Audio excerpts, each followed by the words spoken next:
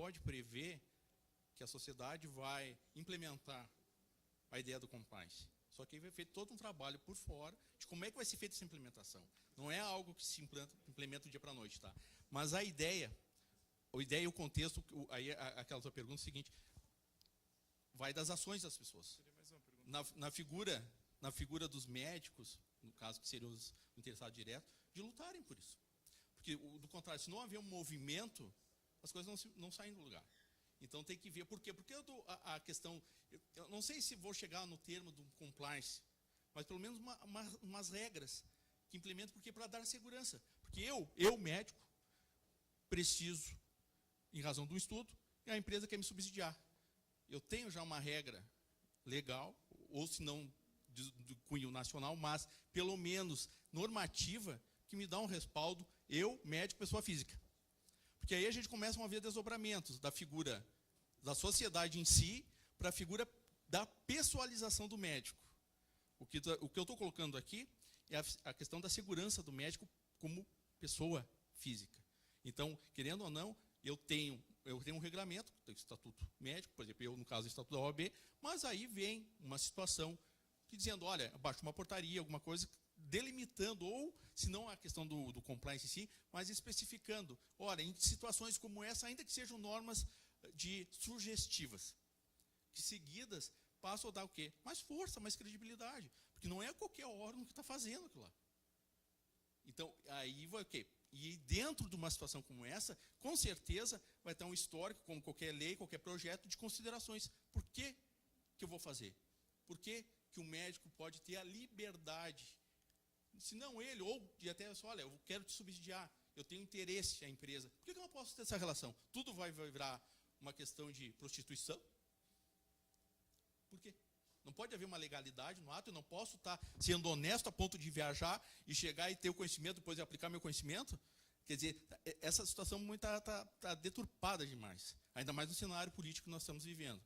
Qualquer ação que se faça, a primeira coisa que as pessoas pensam, isso desde o homem médico que a gente fala, da pessoa não esclarecida, está se completando, que é levar vantagem. Esse é o nosso país. E aí, para tu desmanchar algo que está consolidado, que essa ideia, principalmente dessa ideia do jeitinho brasileiro, que eu falei brincando, questão do Renato ali, para tu desmanchar uma cultura. Tem que ter movimentos, tem que haver um posicionamento, e a entidade de classe que é forte, ela precisa também se pronunciar, porque do contrário, vai ficar palavras ao vento. Tá? Mas eu entendo que é possível. Tá? Se não, um compliance, pelo menos, baixar normas de regra. Acho que, só complementando, acho que não tem muito a ver com a questão jurídica, não, estatutária, de composição. É mais uma decisão e a formação de um comitê ou de algum colegiado para implementar isso. Acho que não envolveria uma questão mais de mudança estrutural, por exemplo, que necessitasse de uma votação, alguma coisa.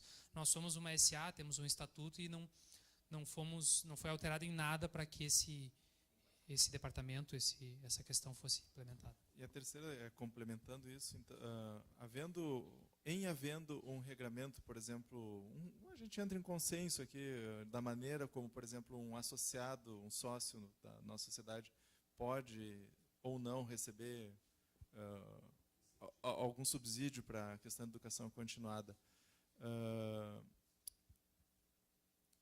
Seria interessante haver, por exemplo, a cada tipo de treinamento, por exemplo, vai no congresso exterior, vai ficar tantos dias, a cada uma dessas situações haver, por exemplo, tipo um contrato, um documento entre as mútuas partes para ser arquivado, ou isso aí já é uma paranoia, um exagero, ou isso aí não vai ser mais possível? Na verdade, quando nós estabelecemos, acho que assim, o primeiro parâmetro é a sociedade vai estabelecer uma forma. Primeiro tem que entender como o mercado faz, porque não adianta você dizer, não, eu quero viajar de primeira classe, eu vou ficar num hotel 6 estrelas, sendo que o mercado, vamos dizer assim, a indústria, as pessoas não têm esse parâmetro. Então seria ilógico e irreal. Né? E eu acho que quando tu estabelece o parâmetro, o subsídio ou a forma, isso tende a facilitar. Existe uma burocracia? Sim, existe. Né? Nós, dentro do nosso procedimento, temos uma série de burocracias. Como o doutor Aire falou, Eu não posso simplesmente, infelizmente, confiar na palavra de que você foi viajar para o Congresso e você foi no Congresso. Então, nós solicitamos certificados, nós solicitamos crachá, nós, em alguns casos, solicitamos um resumo do evento, né, que você forneça um resumo do evento. Por quê? É o que nós estávamos conversando antes. Infelizmente, o justo paga pelo pecador, né?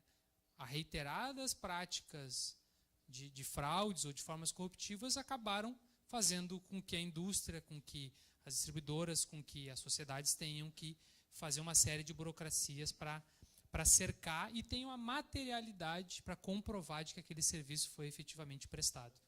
Só uma colocação. Isso tudo coloca cada vez mais o médico valorizar os seus honorários em consultório e em procedimentos e não ficar dependente de nada. Essa é a minha opinião. Cada vez o médico brigar a sociedade e o médico pelos seus honorários. Médicos, bancar o seu congresso, voltar a ser dono do próprio nariz. Essas questões ali, por exemplo, que eu estava comentando, primeira resposta para chegar nessa conversa, tem que ter a materialização.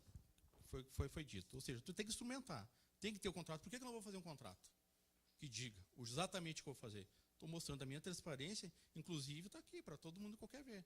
Não ficou só na boca. Então, é muito importante, tá? A instrumentalização. Com relação a essa questão dos honorários, isso não só independe de razão de subsídio. Isso aí é uma questão que tá aí há muito tempo. Quer dizer, a gente trabalha, verifica que a questão dos honorários e realmente a gente sabe a luta que se tem para uma formação, e aí os honorários não são pagos, são honorários aviltados, e aí vai, claro, da entidade de classe lutar por isso, né? É a mesma coisa, eu pertenço ao outro lado, que brigo muitas vezes com os magistrados, não sei que a gás d'água tem determinada ação que tem um peso significativo, e me vai lá dar honorários para aumentar 10%, porque é R$1.000, porque o trabalho não foi singelo. Poxa, e o período que eu estudei, é uma estrutura que eu tenho do escritório, quer dizer, meu conhecimento vale isso. Então, essa é uma situação difícil, viu? É bem delicada, porque chega no outro lado da ponta, querem majorar, querem explorar. Então, é uma situação política. E quando é política, normalmente, eu saio um pouco do cenário, porque há uns debates que, às vezes, acabam indo por caminhos que são... tem ideologias partidárias, outras que entendem outros caminhos, então é um pouco complicado, porque é uma questão muito política, tá? Mas, com certeza, é bem isso. Só que aí nós estamos vivendo também num contexto onde tem essa relação. Empresa, médicos, né?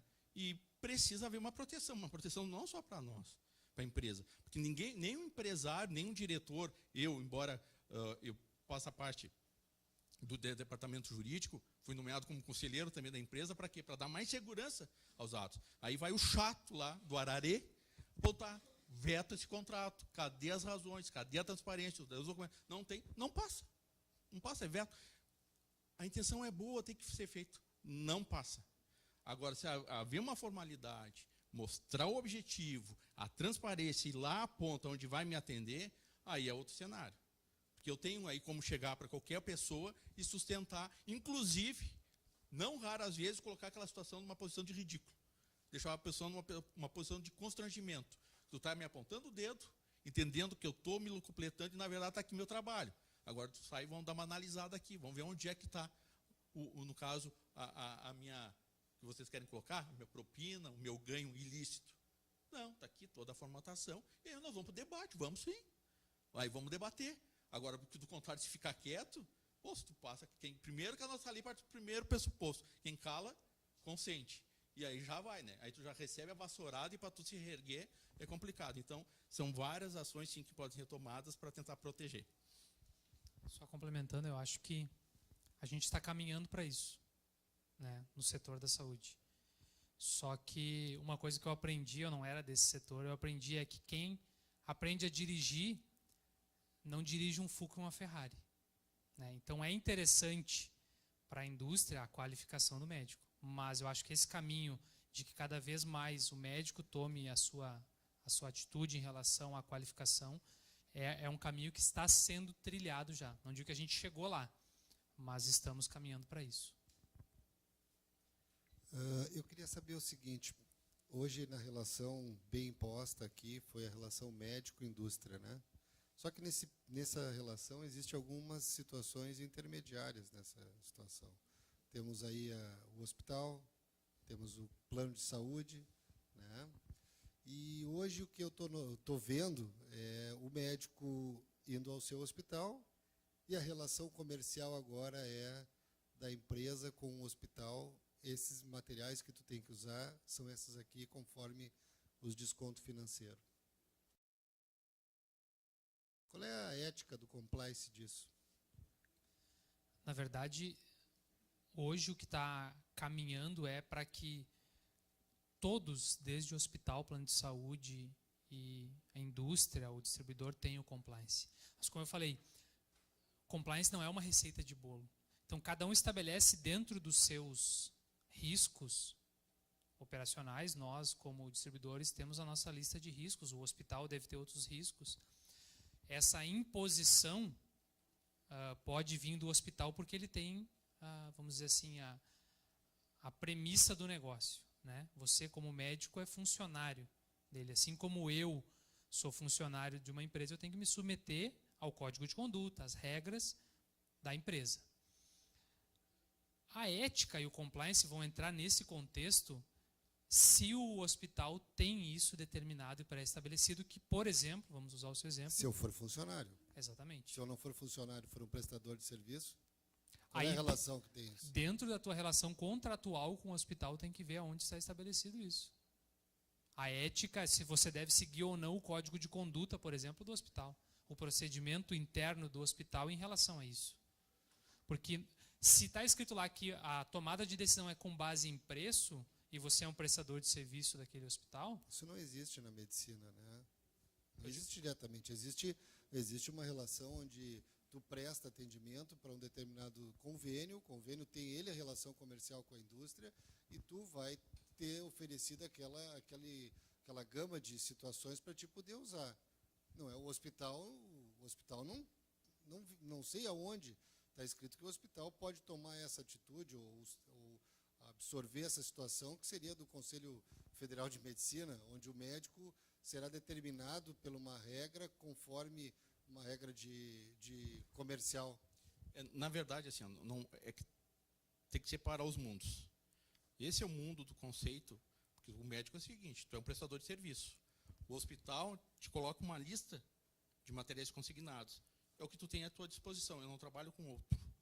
Mas o convênio trabalha? Não. Aí vamos chegando. Médico, eu tenho a liberdade de dizer, não vou usar. E não vou fazer o serviço. Tu tens a liberdade, é simplesmente não faça. Porque agora, se tu pega e tem que fazer, por que tu vai fazer? Por que no fim, ao cabo, o médico vai lá fazer? Porque ele tem uma relação contratual.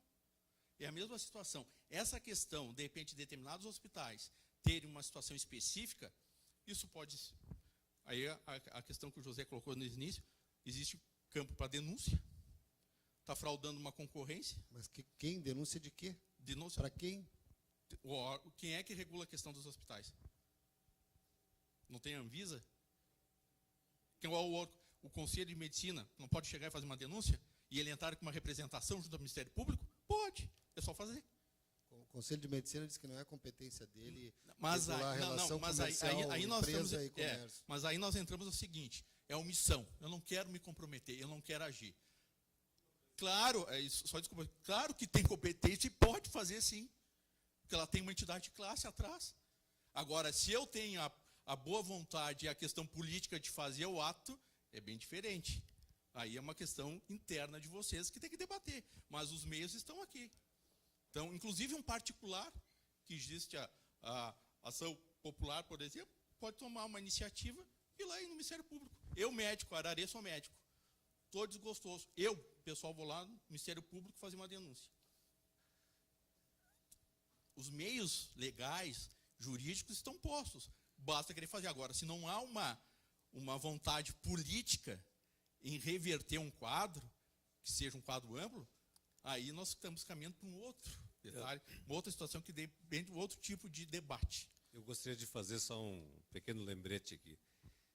Veja que o assunto ele vai se alongando e vai ser necessário realmente outras tantas palestras que já começaram a se abordar outras questões que envolvem hospitais, relação com convênios. E o que gerou realmente este evento hoje é basicamente uma mudança que nós sentimos na relação com as empresas, com a sociedade e com os próprios médicos em relação a jornadas científicas, a presença em congressos.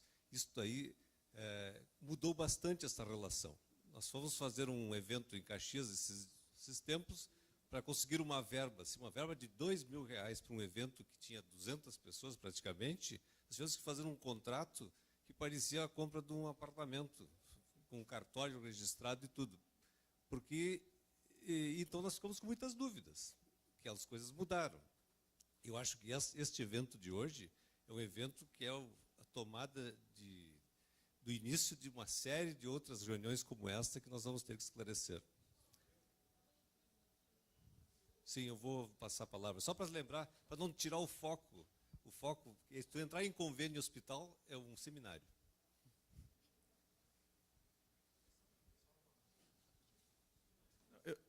Não, tu vai.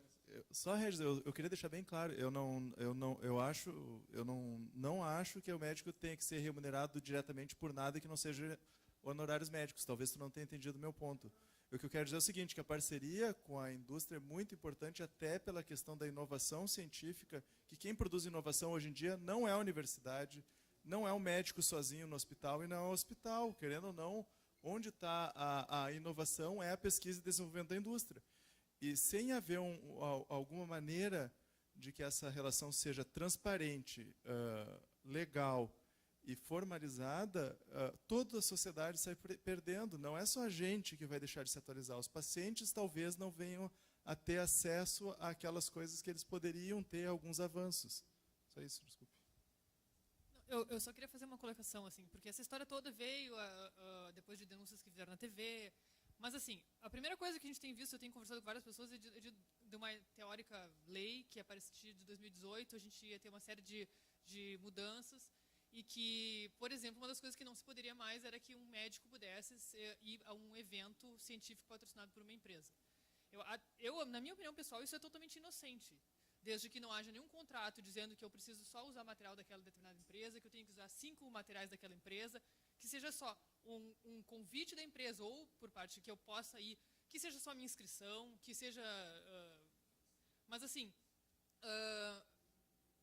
ou seja, não existe essa lei. Na verdade, tudo isso é dependendo da empresa em si, se ela tiver no termo de... Isso eu estou perguntando, porque eu tinha entendido que seria uma lei que existia a partir de agora, não podia mais. Mas quem decide que não pode mais? Onde é que está? Desde que seja uma questão inocente, que não tenha nenhuma obrigatoriedade de contrato, não seja um pagamento por um bônus, não, seja independente. Não, nunca usei material daquela empresa, não vou usar, mas eu vou conhecer um determinado material que eles têm, que eu nem sei se vou usar, mas eu vou conhecer. Não existe uma lei que me proíba. Então, isso é um compliance do termo das normas da empresa, que ela cria se eu não vou permitir que o médico faça isso. É isso que eu entendi? Na verdade é o seguinte, não existe uma lei dizendo não pode, só que existem outras leis esparsas, anticorrupção, Código Penal e assim por diante, que estabelece regras de conduta, que a conduta, é que o problema é o seguinte, aquele que enxerga aquele ato como um ato que na verdade eu estou prestando um suborno, é isso. Então na verdade existe reclamamento sim, só que o reclamamento é amplo, não está especificando, não tem uma norma específica dizendo que aquela conduta ali é um crime. Se tiver, bom, aí acabou. E está tipificado. Enquanto não está, é porque eu caio no quê? Foi o que o José sustentou aqui desde o início. A questão da conduta. Aquele que está do outro lado está olhando. Tá, mas que relação é essa? Qual é o interesse de que eu pegar e te patrocinar minha empresa numa viagem para o médico? Qual é o interesse? Interesse existe. Então, por isso que quando eu comentei no início, eu preciso mostrar que meu interesse é legítimo, aí tu usaste um termo que a gente pode usar, um interesse inocente, que é inocente. Não que eu sou inocente, uma inocênciazinha, eu não sabia, porque está lá no Código de Introdução ao Código Civil, que não cabe a ninguém dizer que desconhece a lei, que parte do pressuposto que tem que conhecer. Embora exista o número das leis, nenhum advogado consegue ter conhecimento de todas as áreas, não é impossível. Então, por isso, na verdade, tem os regulamentos, só que uma outra tipificação, é a questão da conduta, aí tem uma série de enquadramentos penais que aquele ato em si pode gerar. Então, na verdade, por isso que foi dito que essa relação precisa ser, tem que mostrar transparência. E, no caso,